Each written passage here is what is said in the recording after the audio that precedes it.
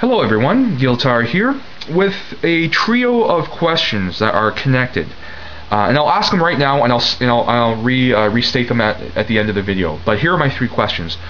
First is, how do you view model kits? Now, I'm not talking just Gundam model kits or mecha model kits. I mean, how do you guys view, or what is your understanding of the model kit product, of the industry? How would you define a model kit? The second question is, how far do you want to take the model kits that you have now? I mean, do you have any plans or goals for customizing any ones that you have in your collection so far? And thirdly, what are your ambitions? What are your aspirations as a modeler, as an enthusiast who works on model kits of all sorts? Do you have any goals? For example, do you someday want to reach a level where you create extensive dioramas for your models? Do you want to heavily customize and scratch build model parts and give them complete paint jobs? I'd like to know how far you guys want to go in the future in this hobby of ours. Now, the reason why I'm asking this question is, well, first of all, it's a question that I've been thinking about for some time now. My first exposure to model kits as a child was to sort of traditional or standard scale models that many people are more familiar with, such as sports cars or classic cars,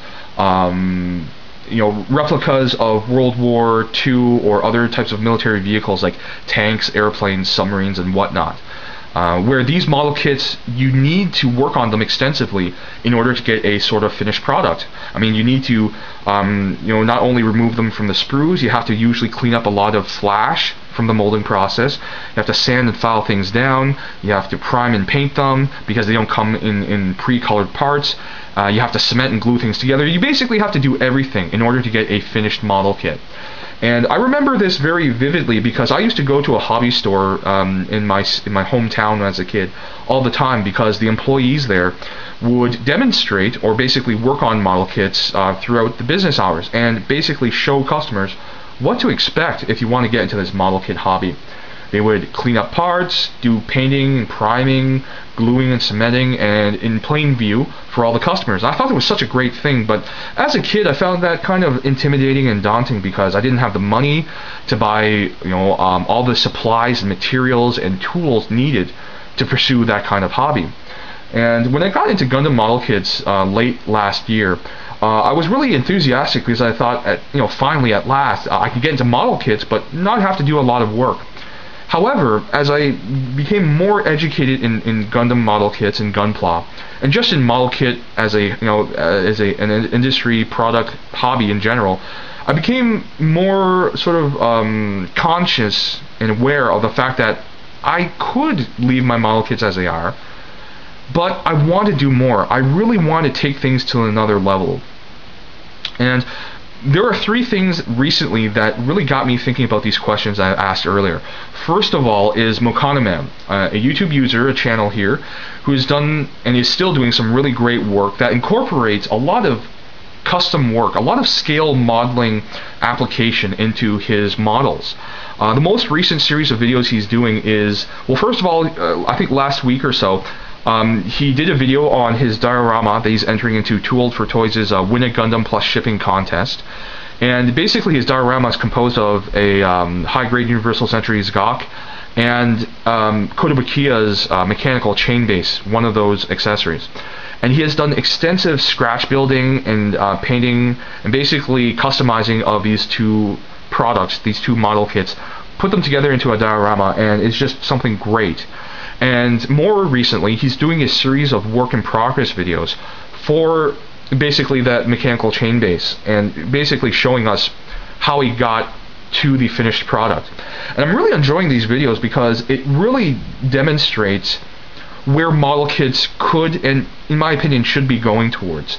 I think a lot of people are forgetting in the more sort of friendly, approachable snap assembly kit products that model kits are, I think, in large part about a personal experience, about customizing something, making something that is produced on a mass level, making something like that uniquely yours by adding your own touches.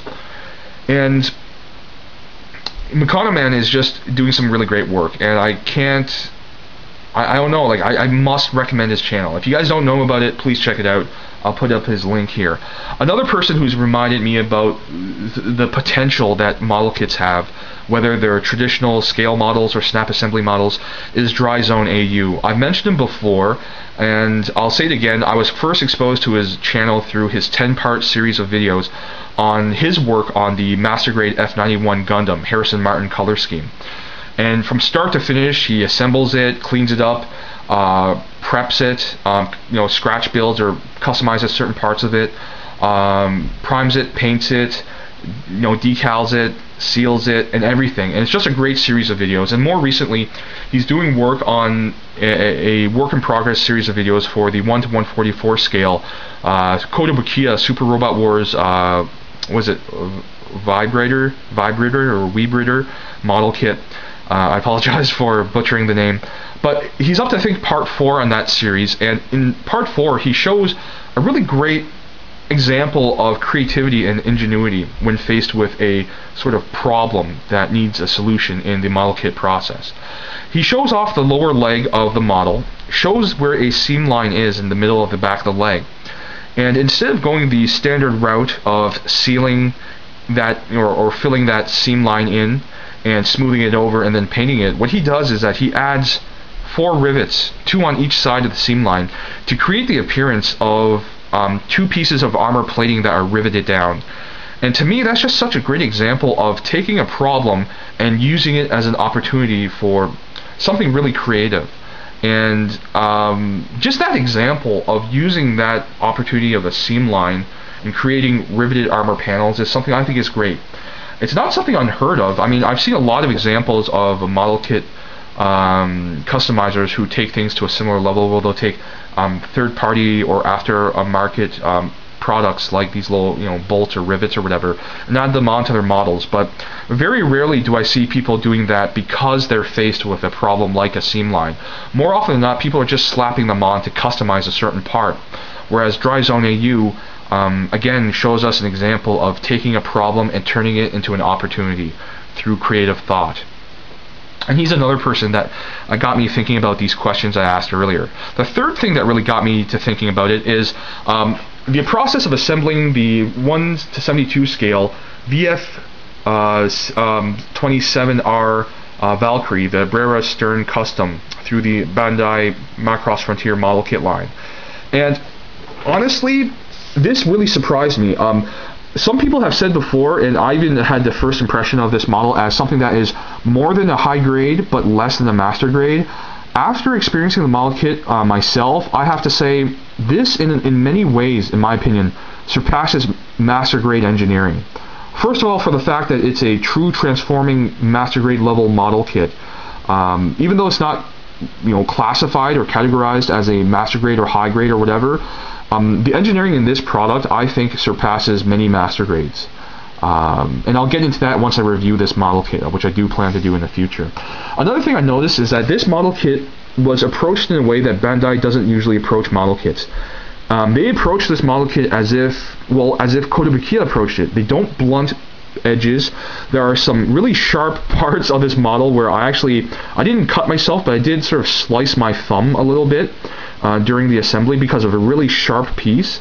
And to me, this is like a model that is designed not for the Gundam crowd, but for, I don't know any other way to put this, but an adult model kit enthusiast. Bandai didn't pull any punches. Just like a Kotobukiya kit, this is really well sculpted, really well engineered.